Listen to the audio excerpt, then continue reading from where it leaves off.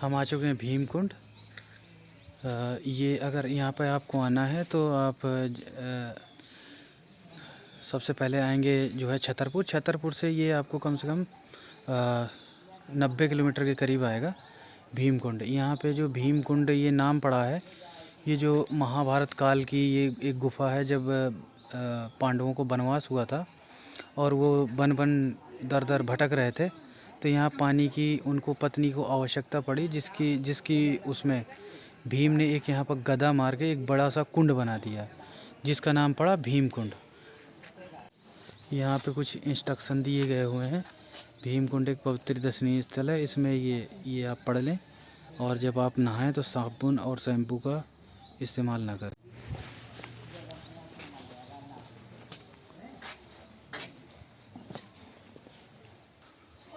हाँ, ये भीम कुंड का जो है स्थल है। यहाँ पे एक स्कूल भी चलता है, जैसा कि महंत जी ने हमें बताया, और जहाँ के हम रहने वाले हैं वहीं के ही महंत जी हैं यहाँ पर।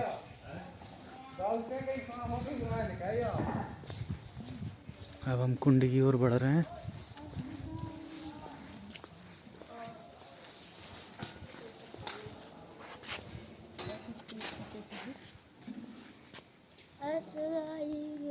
जो अमेरिका से आए थे तो वो नापा था उन्होंने? हाँ। और कितने लोग थे उनके साथ? 5 थे लोग। 5 लोग थे, और नीचे गोता भी लगाया था। तो तुमने देखा था उनको? हम तो अभी आए, 1 महीना हुआ है पढ़े। तो तुम्हें किसने बताया? अच्छा, तुम कहाँ के रहने वाले? उनसे बेटे शंकर जैसा। ये एक मंदिर पड़ेगा यहाँ पे भीम कुंड के ऊपर। ये लक्ष्मी नारायण का मंदिर है। ये आप आए तो यहाँ दर्शन करें ज़रूर। और ये भीम कुंड की सीढ़ियाँ हैं, हम नीचे जा रहे हैं अब।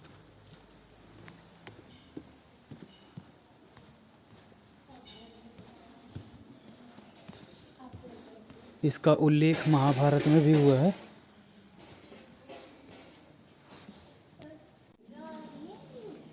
और इस यानी द्रौपदी को जब प्यास लगी तो भीम ने एक गदा मारा, जिसके गदे से यहाँ पे एक बहुत बड़ा कुंड हो गया। यहाँ पे डिस्कवरी चैनल वाले भी आ चुके हैं, जो कि इसकी गहराई का पता नहीं लगा पाए थे। अब हम जाते हैं। अभी तो हमें अंधेरा ही दिख रहा है, कुछ समझ में नहीं आ रहा कि यहाँ है क्या। अब हमें कुछ दिखाई दिया है। भीम कुंड, काफ़ी लोग स्नान भी कर रहे हैं यहाँ पे, और यहाँ पे ये कुछ लाइट वगैरह भी लगी हुई है।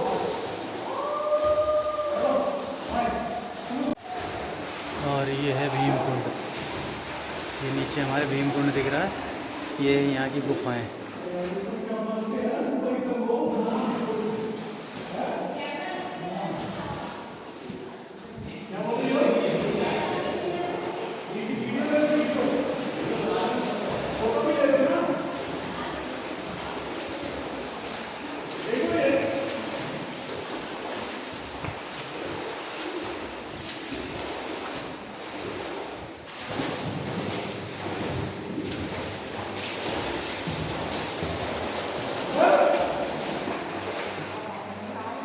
ये भी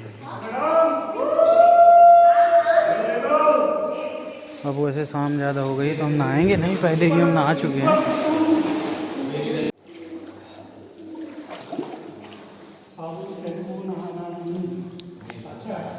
यहाँ जब भी आप आएँ तो साबुन शैम्पू का प्रयोग ना करें। यहाँ पे बिल्कुल मना है इस चीज़ के लिए, नहीं तो आपको दंड भी लग सकता है। एकदम ब्लू पानी है ये, हैं? ये है ब्लू पानी वाकई। बहुत अच्छी चल रही है। हाँ?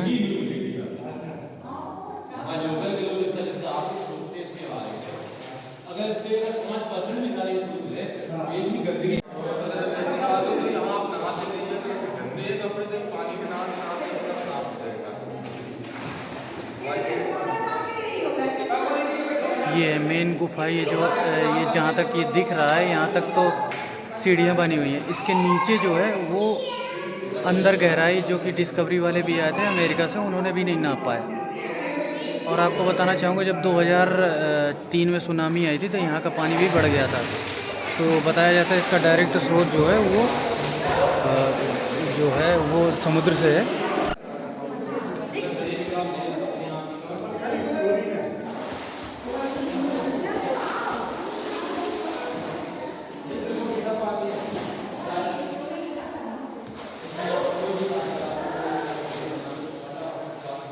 गुफा का एक हिस्सा ये है जहाँ पे एक मंदिर है और ये कुछ और यहाँ पे दरवाजे वगैरह हैं और ये गुफा।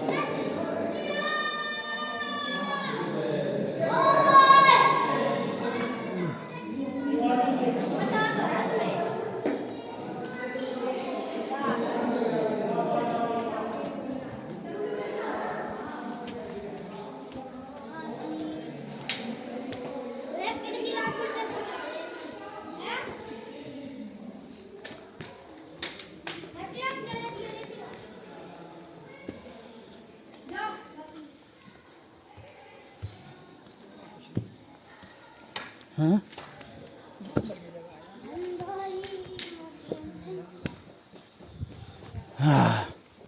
इसकी क्या महत्वता है? पद्म पुराण में भीमकुंड का वर्णन है। जी जब पांडव लोग अज्ञातवास में आए जी। तो यहाँ पर भी आए। जब उनकी धर्मपत्नी को प्यास लगी जी तो जब प्यास लगी प्राण अवरुद्ध हो गए द्रौपदी के। जी प्राण के मारे कंठ सूखने लगा जल के प्यास के लिए। तो भीम ने कहा कि बताओ मैं 10,000 हाथी का बल रखने वाला जी और हमारे होते हुए द्रौपदी का प्राण चला जाए तो हमारा धिक्कार है। जी। तो भीम ने गदा को पटक दिया जी तो जब गदा को पटका तो पाताल टूट गया।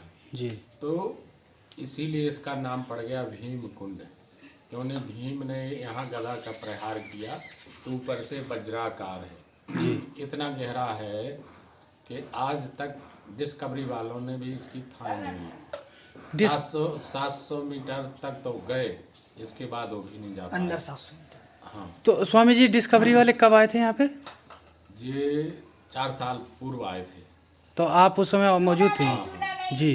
तो बहुत उन्होंने खोज किया, 1 हफ्ता इसमें खोज की, उन्होंने रिसर्च किया जी। थाह लेने के लिए, तो नहीं थाह ले पाए। क्योंकि उन्होंने बताया कि महाराज जी बहुत नीचे इतनी तीव्र धारा बहती है कि हमारी उंगली भी नहीं फूटती जी और हमारी उंगली भी नहीं ठहरती है। 700 मीटर तक तो उन्होंने जा कर के प्रयास किया और उसके बाद नहीं। कहीं भी विश्व में सुनामी लहर आती है जी तो यहाँ भी आ जाती है। यानी इंडिया को छोड़ के कहीं भी पूरे विश्व में कहीं भी सुनामी लहर आती है तो यहाँ भी जल स्तर इसका ऊपर होता है, ऊपर हो जाता है, उछलने लगता है, आवाज करता है। बहुत 10-10, 15-15 फीट ऊपर उछाल मारता है जी जी। और बहुत चिल्लाता है। ठीक है स्वामी जी, बहुत बहुत धन्यवाद।